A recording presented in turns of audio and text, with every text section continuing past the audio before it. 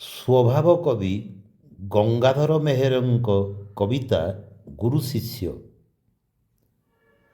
ଯାଠାରୁ ଯେ ବେଶୀ ଜାଣେ ଗୁରୁ ସେ ତାହାର, ଯୋଗ୍ୟ ସେହି ପାଇବାକୁ ଗୁରୁ ବ୍ୟବହାର।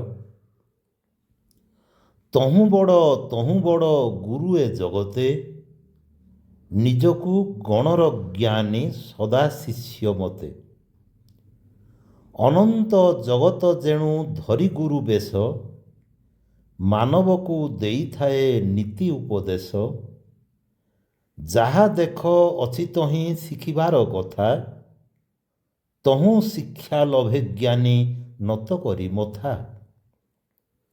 ଯେଦିନୁ ମାନବ ଜାତି ସମ୍ଭୂତ ଜଗତେ, ସେଦିନୁ ଚାଲିଛି ତା ଶିକ୍ଷା ଅବିରତେ।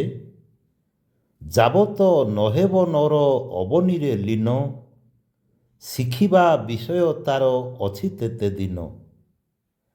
ଯେ ଲୋକ ମନରେ ପୋଷେ ଗୁରୁ ଗୌରବ, ସେ ଗରବେ ଜ୍ଞାନ ତାର ହୁଅଇ ଖରବ।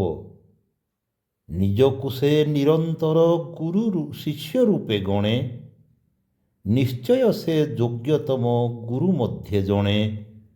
ନିଜକୁ ସେ ନିରନ୍ତର ଶିଷ୍ୟ ରୂପେ ଗଣେ, ନିଶ୍ଚୟ ସେ ଯୋଗ୍ୟତମ ଗୁରୁ ମଧ୍ୟ ଜଣେ।